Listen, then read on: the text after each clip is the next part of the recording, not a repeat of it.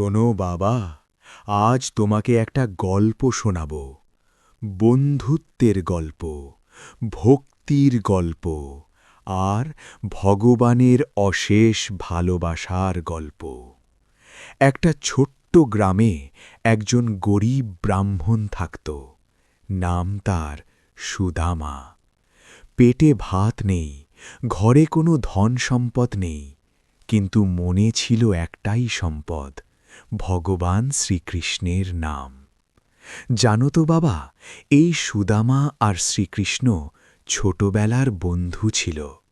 একসাথে পড়াশোনা করত, একসাথে খেলাধুলো করত। কিন্তু সময় বদলাল। কৃষ্ণ হয়ে গেলেন দ্বারকা রাজা, আর সুদামা রয়ে গেলেন একজন দরিদ্র ব্রাহ্মণ। দিনের পর দিন অভাব আর কষ্টের মধ্যে কাটতে লাগল তার জীবন।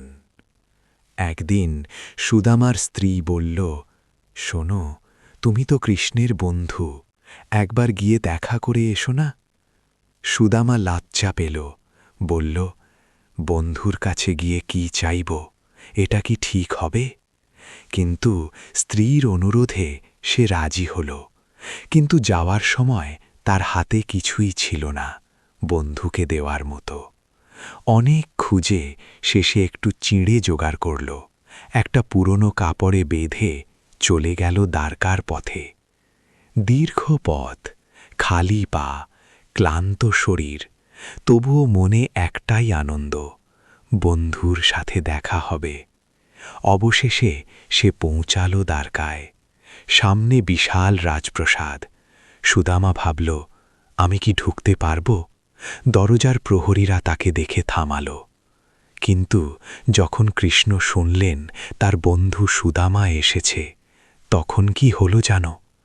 রাজা কৃষ্ণ সব ছেড়ে দৌড়ে এলেন। হ্যাঁ বাবা, দৌড়ে এলেন। বন্ধুকে দেখে তাকে জড়িয়ে ধরলেন।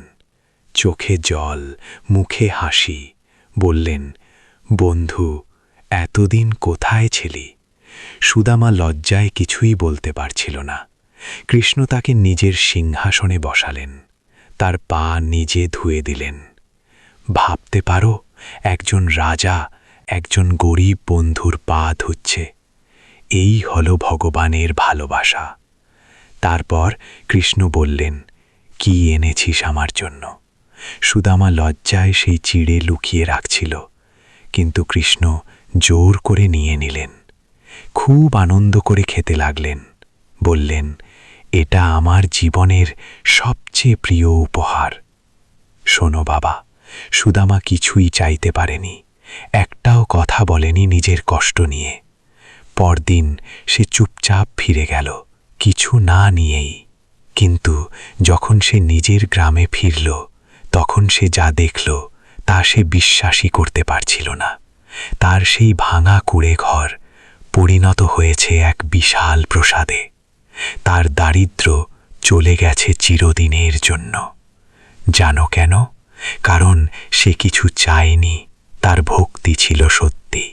আর যেখানে সত্যিকারের ভক্তি থাকে, সেখানে কৃষ্ণ নিজেই সব দিয়ে দেন। তাই বলছি বাবা, তুমি যদি সত্যি মনে ভগবানকে ডাকো, তাহলে তোমার জীবনেও একদিন অলৌকিক পরিবর্তন আসবেই। বিশ্বাস রাখো, ভক্তি রাখো, আর কখনো হাল ছেড়ো না। কারণ শ্রীকৃষ্ণ তোমার সাথে আছেন সব সময়। হরে কৃষ্ণ।